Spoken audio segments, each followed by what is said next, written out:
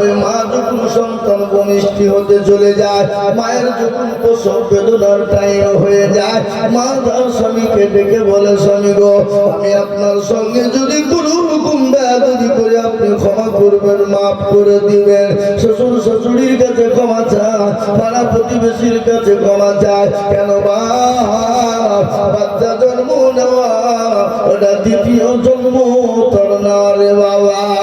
কত মেয়ে বাচ্চা জন্ম দিতে নিয়ে মারা যায়, কত মেয়ে সিজার করতে গিয়ে মারা যায়, কত মেয়ে নরমাল ডেলিভারি করতে গিয়ে মারা যায়। সেই দিন আমি একটা দেখলাম রে বাবা, এই তো আমাদের ডোমকুলে সেদিন আমার ছিলাম আমি বাবা, একটা মেয়ে মারা গেল, মেয়ে মারা গেল,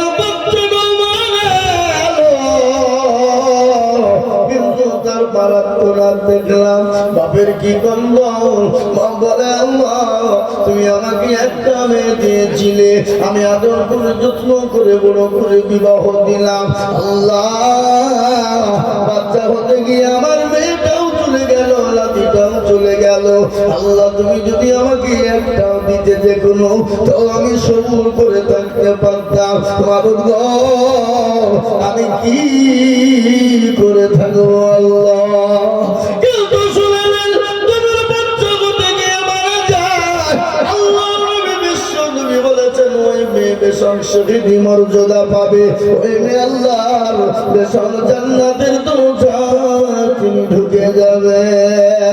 মা বড় বড়দের যিনি রে বাবা, আল্লাহু আকবার শুনলেন ওই মা যখন অপারেশন থিয়েটারে চলে যায়, বিজ্ঞানীরা বলে ও মুসলমান, মায়ের বুকের পেটের ভিতরে জীবনের ভিতরে এমন একটা কলিজা আছে, ও মুসলমান ওই সন্তান যখন ভূমিষ্ঠ হওয়ার সময় হয়, ওই বিজ্ঞানীরা বলে মায়ের কলিজার সন্তান এত জোরে লাথি দেয়, এত জোরে লাথি দেয়, ওই লাথিতে যদি কোনো পুরুষকে মারা হতো, ওই কোনো পুরুষের কলিজায় মারা হতো, ওই পুরুষ সঙ্গে সঙ্গে কলিজা ফেটে মারা যেত।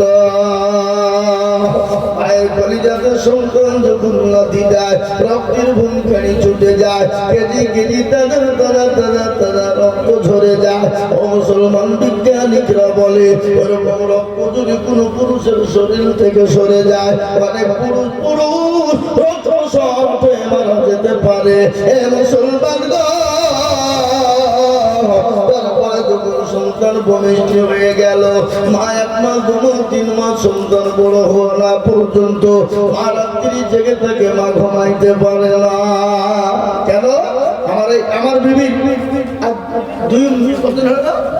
1.5 মাস হলো বাচ্চা হয়েছে, 1.5 মাস।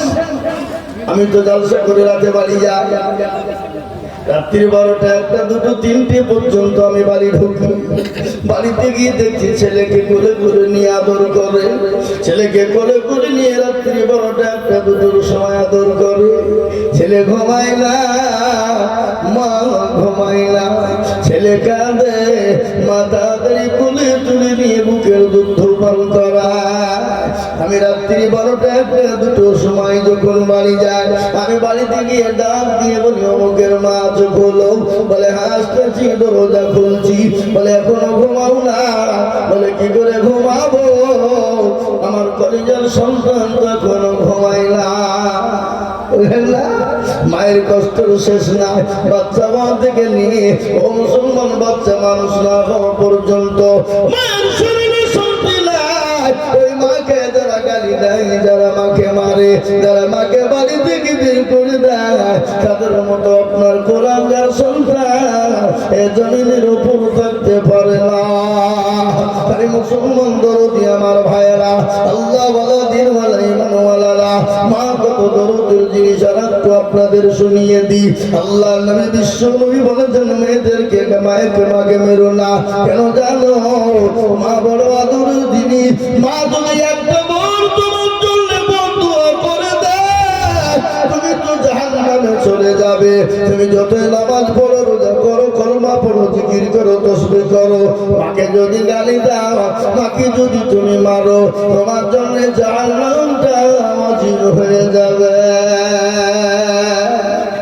আজকে অনেকে আছে না, মাকে গালি দেয়, মাকে মারে, মায়ের পাতে ভাত করে না, আবার মসজিদে যে সুবহানাল্লাহ সুবহানাল্লাহ করে।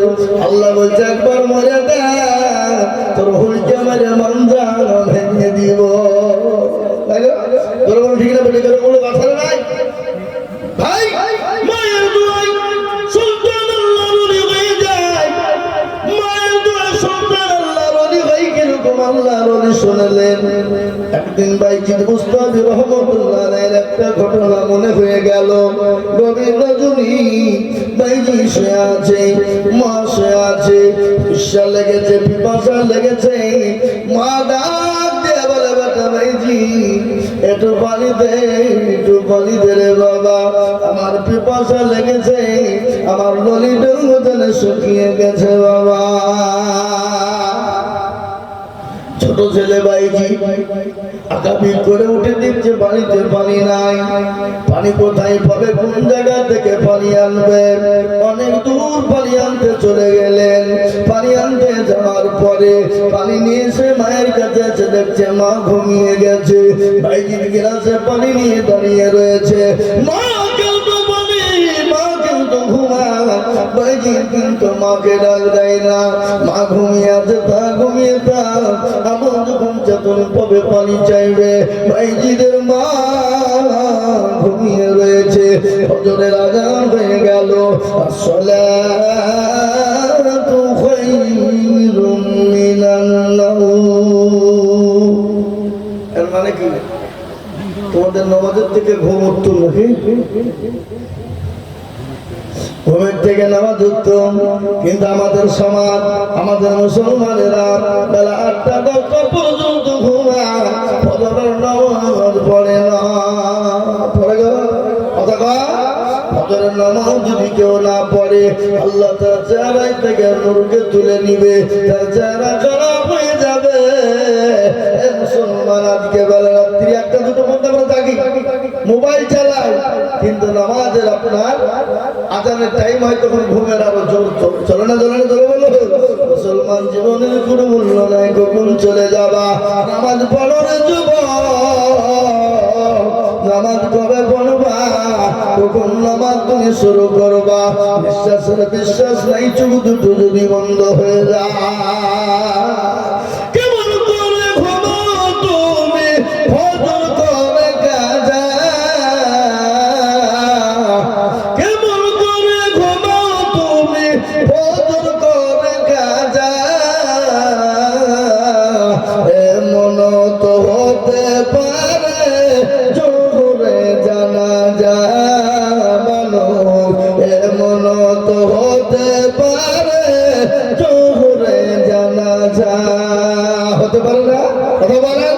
মুসলিম মাইনে জন্ম নিলে, মুসলিম মাইনে জন্ম নিলে মুসলমানের ঘরে, কাফের মুমিন পার্থক্য হয় নামাজের হালতে। মানুষ কাফের মুমিন পার্থক্য হয় সালাতের উপরে। কেমন করে ঘুমাও তুমি ফজর করে কাজা, এমন তো হতে পারে জোহরে জানাজা মানুষ, এমন তো হতে পারে জোহরে জানাজা।